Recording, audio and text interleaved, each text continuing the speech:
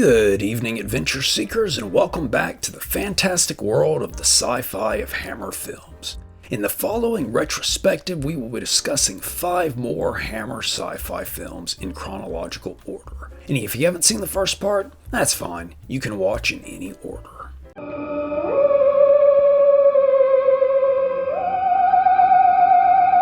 Directed by Terence Fisher, a name well known to Hammer fans and who, if not for him, there probably wouldn't be a Hammer as we know it. Four-Sided Triangle is the company's first sci-fi film, and tells the story of 2 scientists, Bill and Robin, who are working on a device that can duplicate anything. But when the duo's childhood friend decides to marry Robin, Bill decides exactly what he wants to duplicate.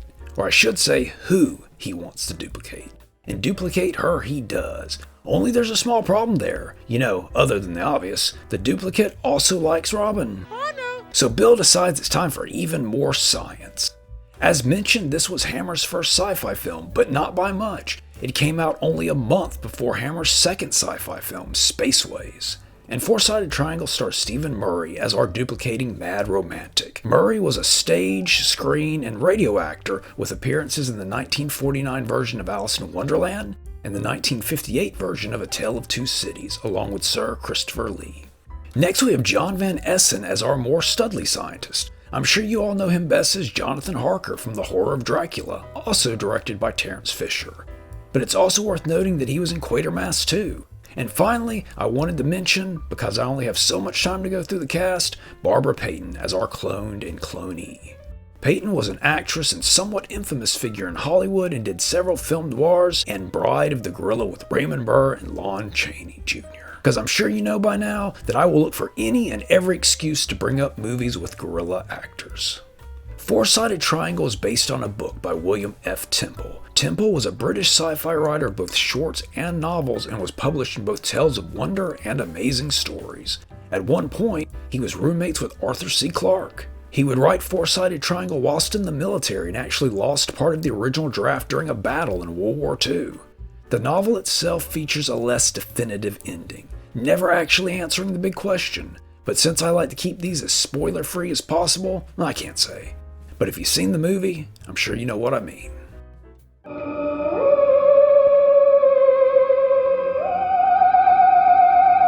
Directed by Val Guest of the Quatermass Experiment and Quatermass 2 fame, The Abominable Snowman is a sci-fi expedition film, and it tells the story of a thoughtful British scientist who joins an expedition to the Himalayas in order to find a Yeti. But the expedition is led by a glory-seeking American who wants to go and pull a King Kong and capture the creature. And this may sound like your typical creature feature or King Kong-inspired film, but it goes a bit deeper, and I will just leave it at that. And the film stars the great Peter Cushing as our British scientist. And you probably know Mr. Cushing best as my favorite Doctor Who. Yeah, I said it. But you may also know him as my favorite Dr. Frankenstein, my favorite Van Helsing, and my favorite Sherlock Holmes. You know, I didn't realize until just now how many of my favorites he actually was. Then we have Forrest Tucker of the Trollenberg Terror fame as the Carl Denham of the picture. A World War II vet, Tucker was a film and TV actor with numerous notable roles including the aforementioned Crawling Eye, F Troop, The Strange World of Planet X, and the original The Ghostbusters series. And look at that, I managed to squeeze in something else with a gorilla actor. I'd call it talent, but I think this goes way beyond that. The Abominable Snowman, also known as The Abominable Snowman of the Himalayas, was a remake of a teleplay called The Creature, written by Nigel Kneale of Quatermass fame, though The Creature was even less creature-centric than the film itself. It was inspired by a real-life 1954 expedition to find an actual Yeti sponsored by the Daily Mail, to which, we all know, they actually found one. But the teleplay was broadcast live in 1955 and featured Peter Cushing in the same role. Unfortunately, it is seemingly lost. The Abominable Snowman would be Val Guest's third and final collaboration with Nigel Kneale. Apparently, Guest did an uncredited rewrite of the script, feeling it was just too dialogue heavy. The film was co-produced by distributor, movie producer, and theater chain owner Robert L. Lippert, who was the one that brought Forrest Tucker into the mix, feeling that the film needed an American for American audiences. And probably the most surprising factoid of all, Nigel Kneale actually liked Tucker in the role. Kneale also felt that the creature should be shown in full, for good reasons that I can't say. But Guest felt exactly the opposite.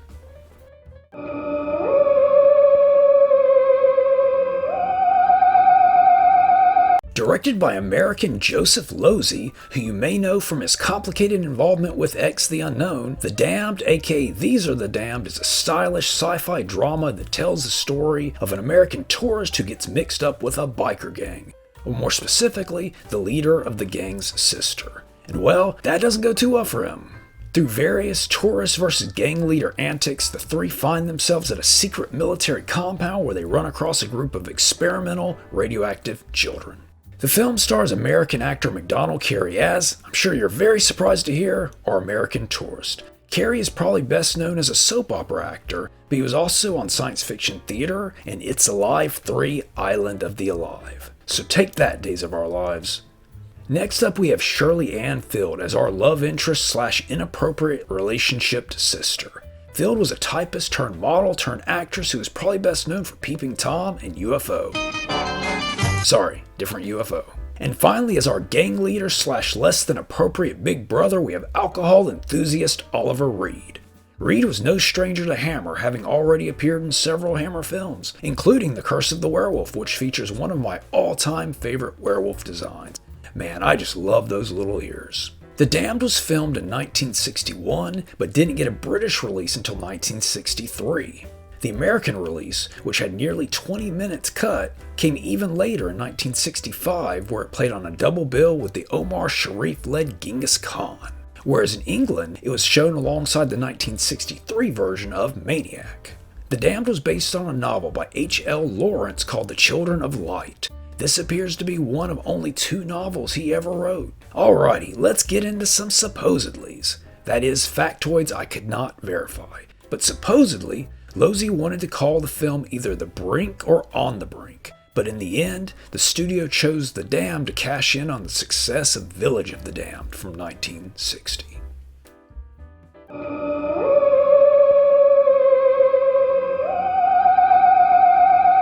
Now, I'll say this in advance, I don't generally consider prehistoric films sci-fi unless there's a lost world or time travel element, but many people do. So I figured I'd include at least one of Hammer's prehistoric films on the list. If nothing else, it gives me an excuse to talk some Ray Harryhausen.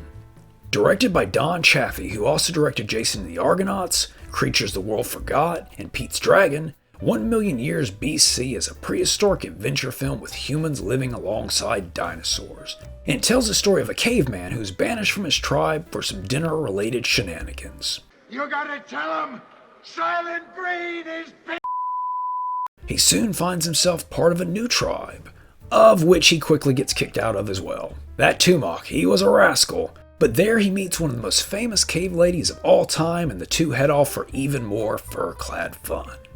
The film stars John Richardson as our wily caveman. Richardson was an actor who did numerous genre pictures and was nearly James Bond after Sean Connery. And a few of his memorable roles include War of the Planets, Battle of the Stars, and the 1965 version of She. And next we have, as mentioned, the most famous cave woman of all time, a lady who put fur bikinis on the map, because apparently there's a map for that, Miss Raquel Welch. And even though she only has a few lines of dialogue, it was the film that helped make her a superstar. But she was also in Fantastic Voyage, and the Academy Award-winning drama, Naked Gun 33 1/3. And next to the iconic fur bikini, of which 3 were made, the most important thing we need to discuss is the amazing stop-motion work of Ray Harryhausen. There are multiple fantastic-looking prehistoric creatures in the film, several of which battle. 1 Million Years BC is actually a remake of the 1940 film 1 Million BC, which featured Lon Chaney Jr. And originally the lead role was offered to Ursula Andress, but she passed for various reasons and thus it ended up going to Raquel Welch. She was also hesitant at first, but the idea of spending a few months in 1960s London sounded pretty darn spiffy. Though unconnected, both 1 Million BC and 1 Million Years BC share some of the same fictional words as the 1970 film When Dinosaurs Ruled the Earth.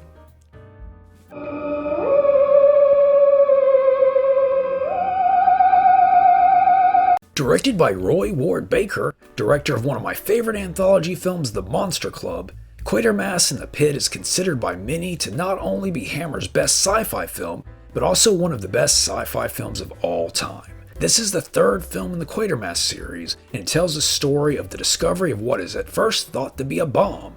Turns out, it's actually a 5 million-year-old spaceship with mysterious effects on those around it.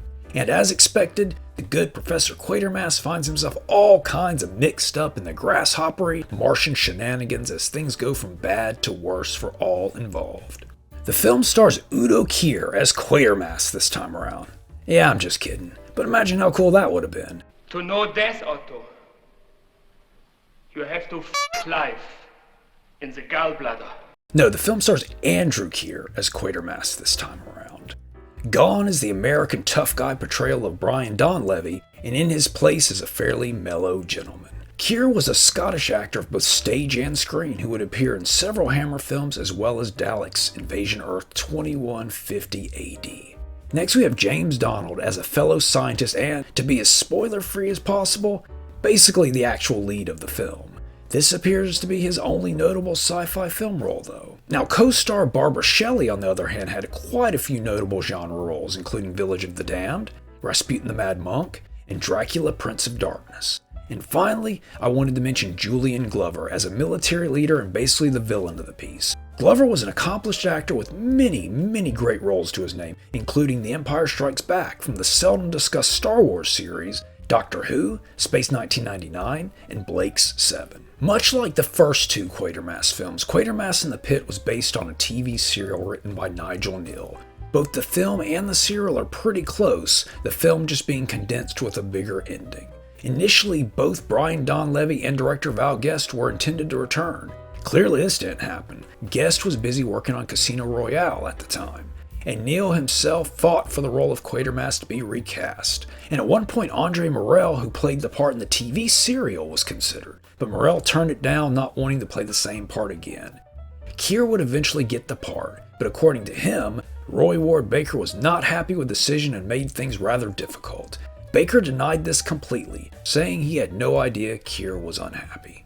Kier would go on to play Quatermass again in the radio serial The Quatermass Memories, which aired in 1996. And though he wrote it, Nigel Kneale was once again unhappy with the final result. And once again, Quatermass in the Pit was renamed for its American release as 5 Million Years to Earth, which I think is a far better title.